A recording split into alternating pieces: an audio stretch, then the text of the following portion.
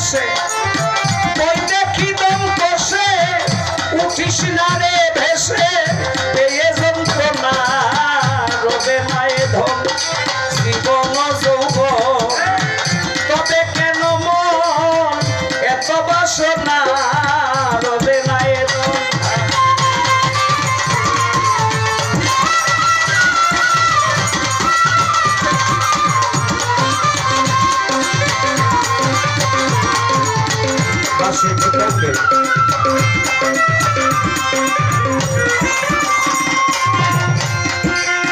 যে করে কালার চরণের আশা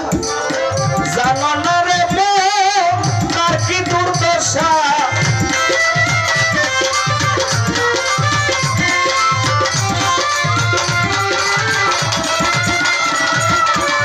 যে করে কালার চরণের আশা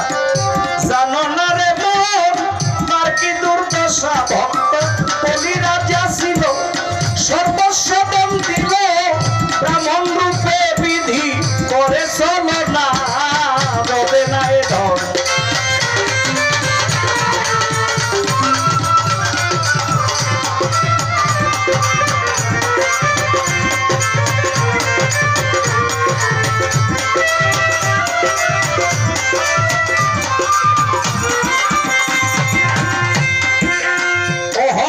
চরিত্রে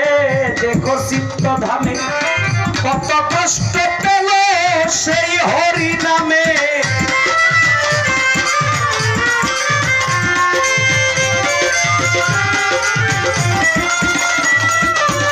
অহল্লার চরিত্রে দেখো চিত্ত ধামে কত কষ্ট পেল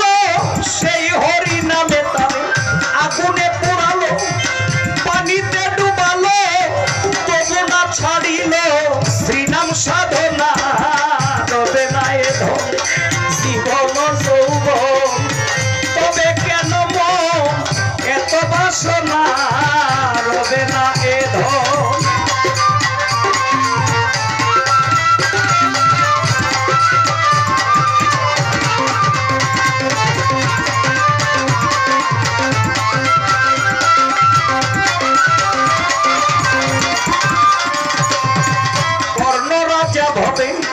বড় দাতা ছিল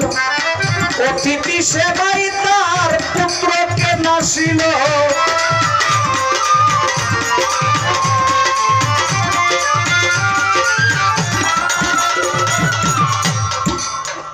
সনাতন ধর্মে একজন দানবীর আছে তার নাম ছিল দাতা কর্ণ তার নামই দাতা কর্ণ আর আমাদের ইসলামিক মতে একজন পাওয়া যায় দাতা হাতেম তাই কি এই দাতা হাতেম তাইয়ের নিয়ে কিন্তু একটা চলচ্চিত্র নির্মাণ হয়েছিল মানে তার জীবনের কিছু অংশ তুলে ধরার জন্য এই দাতা হাতেম তাই ইসলামিক মতে আর সনাতন মতে হইতেছে দাতা কর্ণ তার গুরু ছিল কৃষ্ণ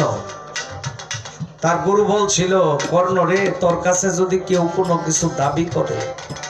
যদি চায় তারে ফিরাই দিস না আর যদি তোর কাছে কিছু চেয়ে যদি খালি হাতে ফিরে যায় তাহলে আমার পক্ষ থেকে তুই কিন্তু অভিশপ্ত হয়ে যাবে সুযোগ নি পায়া দেশের মানুষ যার যা মনে চায় যায় খালি দাবি করে দাবি কইরেই কয় তোমার গুরুর দোহাই ফিরেও না এইভাবে দিতে দিতে অল্প দিনেই রাজত্ব প্রায় শেষ দিকে অল্প দিনেই প্রায় রাজত্ব শেষ দিকে পরে চিন্তা করে এখন যদি দয়ালের নামের দোহাই দিয়ে কেউ কোনো কিছু চায় যদি দিতে না পারি তাইলে তো আমি অভিশপ্ত দরকার নাই এই রাজ্যেরই আমার কোনো দরকার নাই তার স্ত্রী আর একটি মাত্র ছোট্ট ছেলে এই স্ত্রীকে আর বাচ্চাটাকে নিয়ে এই রাজ্য ছাইরা অন্য একটা এলাকায় গিয়ে একটা রাজ্যে গিয়ে একটা গহীন জঙ্গলের মধ্যে ঢুইকা একটা কুড়ে ঘর বানায় থাকে কাঠ কাইতে বাজারে বিক্রি করে যা পায় কোনো মতো চলে বেশ কিছুদিন পরে ভগবান শ্রীকৃষ্ণ একদিন ওই জায়গায় গিয়ে হাজির কিন্তু অন্য একটা রূপ ধরে গেছে অন্য একটা রূপ ধরে ভিখারির রূপ ধরে গেছে যায়া বলে কর্ণ রে তোরে অনেক চেষ্টা কইরা অনেক খুঁজা বের করছি এই জঙ্গলের মধ্যে কৃষ্ণ কয় কেন কি দরকার কয় আমার মনের মধ্যে একটা আশা নিয়ে তোরে আমি খুঁজতেছি কয় কি আশা কয় আমার মনে চায় আমি মানুষের মাংস খাইতাম, তোর গরুর দোহাই আমারে খালি ফিরে দিস।